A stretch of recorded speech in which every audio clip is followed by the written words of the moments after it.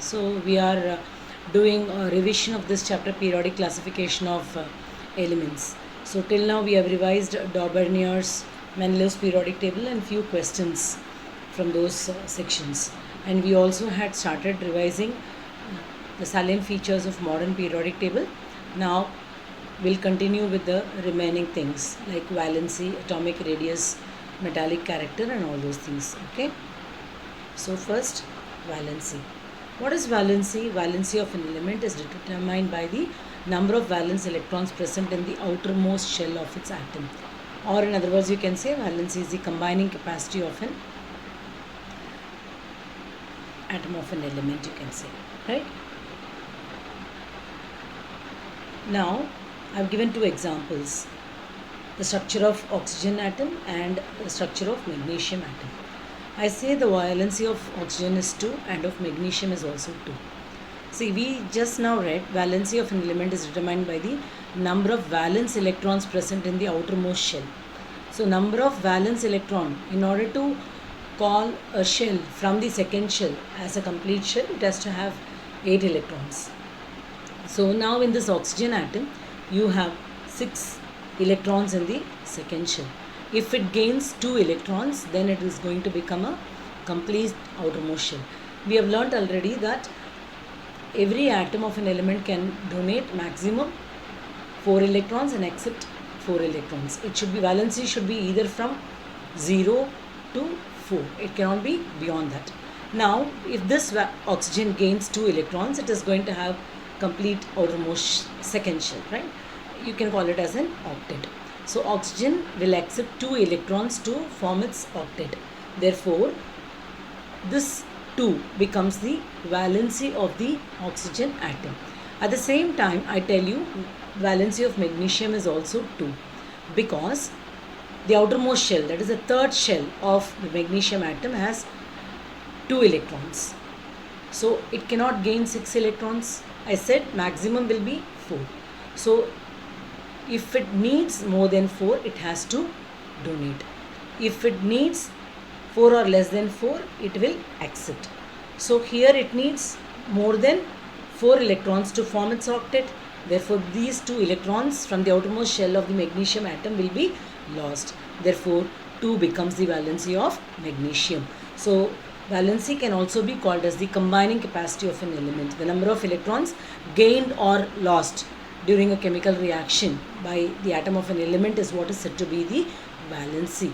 So here oxygen will accept 2 electrons to form its octet, therefore 2 becomes the valency of oxygen. Magnesium will lose 2 electrons so that the second shell will look completed, therefore 2 becomes the valency of magnesium. So number of electrons gained or lost becomes the valency of an atom of an element, or an element also you can say.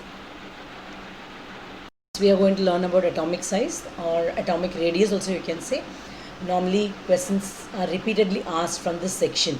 What about the atomic radius across a period, down the group? What happens? Why does it increase? Why does it decrease? Like that. Repeatedly there are many questions. First of all, you should know what is atomic radius. You have learnt already. Atomic size is nothing but the atomic radius. What is radius of a circle?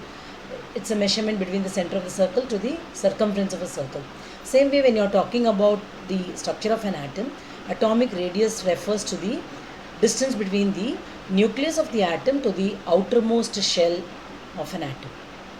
So, elements belonging to first period will have only one shell around it. For example, hydrogen and helium.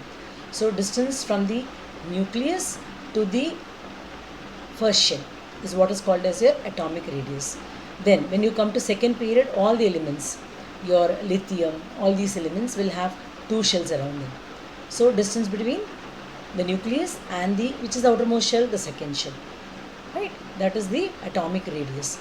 So as the period number increases, the shell number also keeps increasing. Whatever is the period number, that tells you the number of shells around the nucleus of an atom, right?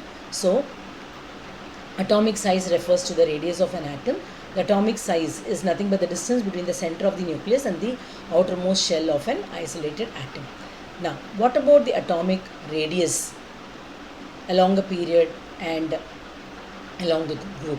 When you're talking along a period, what happens in a period? The number of shells remain the same, but the number of electrons present in the outermost shell keeps varying. As the electron number increases, the nuclear charge, which tends to pull the electrons closer to the nucleus, will also increase, and this reduces the size of the atom. So when the size of the atom gets reduced, obviously the atomic radius will also get reduced. Simple concept. The number of shells across a period remains the same. Elements belonging to first period will have only one shell around them.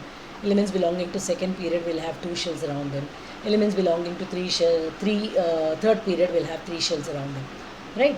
So what about this atomic radius? When you move across a period, it will decrease. Why does it decrease? Because the shell number remains the same, but the number of electrons keeps increasing. So when the number of electrons increase there, depending on the atomic number, what will happen? The nuclear charge, which tends to pull the electrons closer to the nucleus, will also increase. So it will begin to shrink.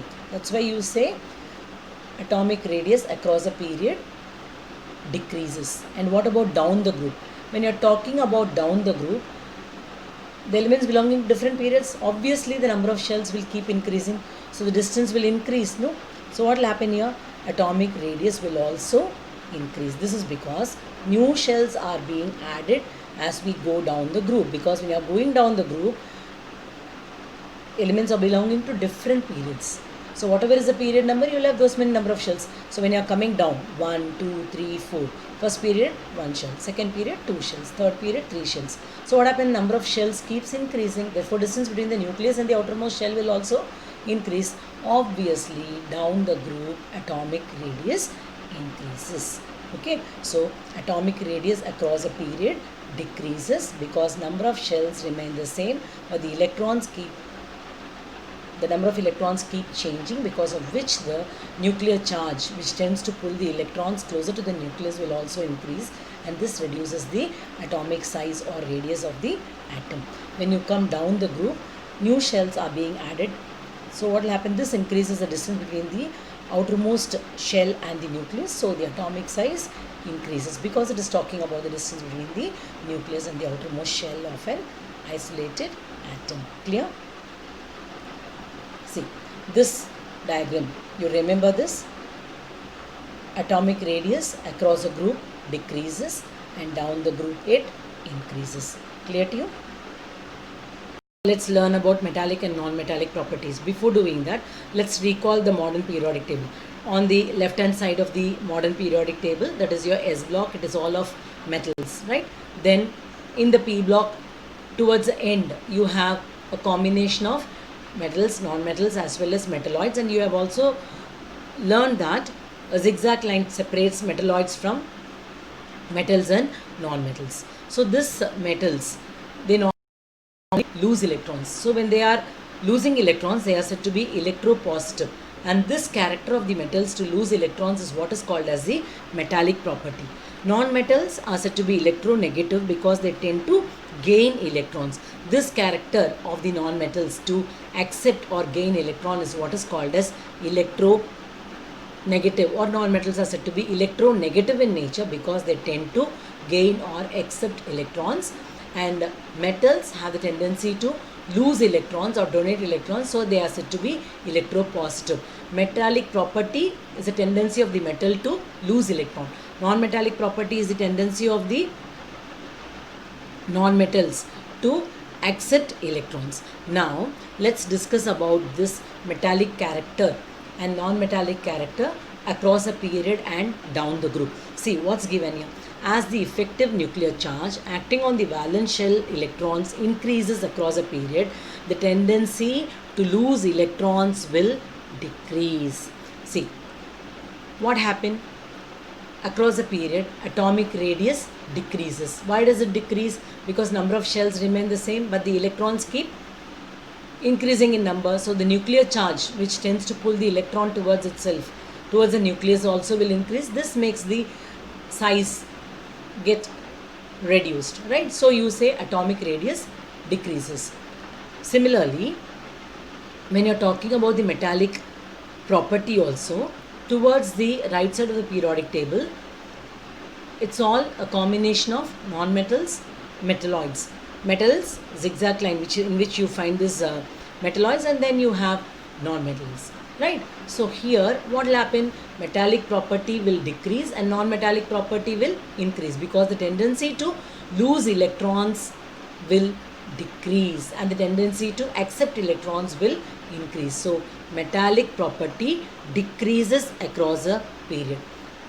Now, down the group, the effective nuclear charge experienced by the valence electrons is decreasing, because the outermost electrons are far away from the nucleus. The distance is increasing. Therefore, the electrons can be lost easily. Hence, metallic character decreases across a period and increases down the group.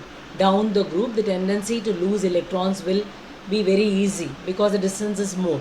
When you are moving across a period, what will happen? The tendency to lose electrons will decrease. When you are talking about the valency also, you must have learned, no? Valency increases from 1 to 4, and when you go towards the extreme right of your periodic table, it becomes 4 to 0. So the tendency to lose electrons is also becoming less. Therefore, non-metallic character increases. So non-metals are said to be electronegative. They tend to form bonds by gaining electrons.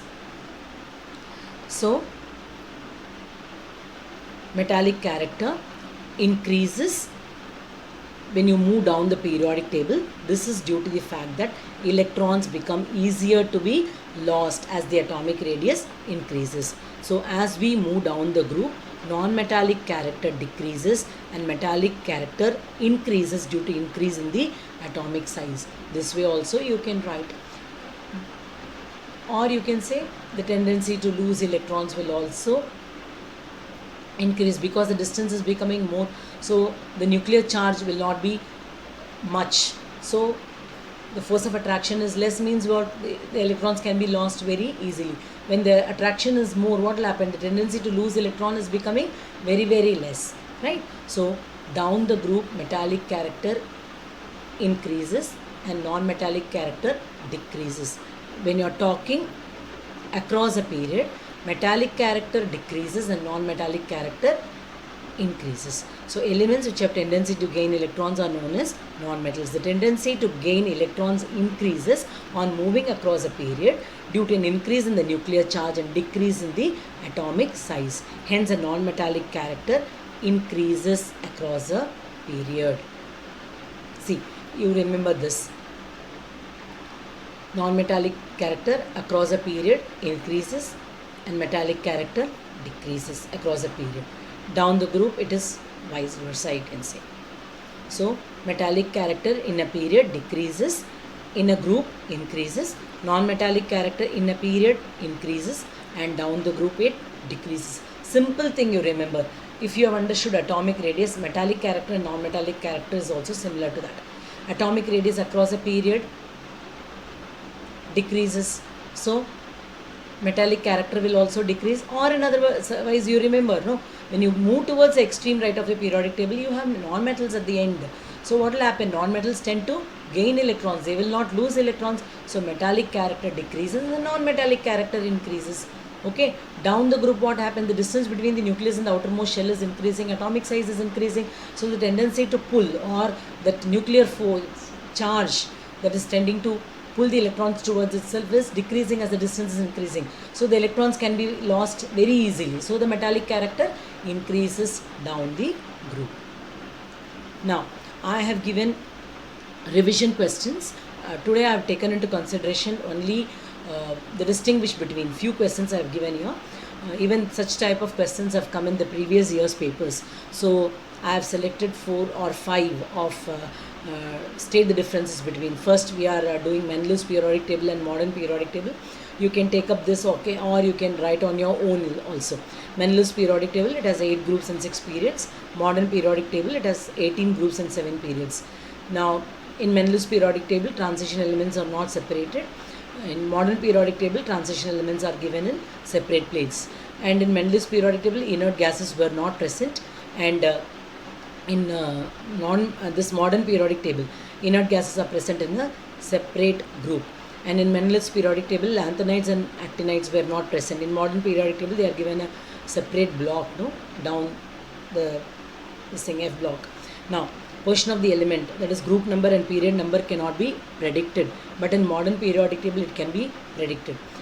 Mendel's periodic table, the elements were arranged in the increasing order of their atomic masses. In modern periodic table, the elements were arranged in the increasing order of their atomic numbers. Okay. Any other point you can write on your own.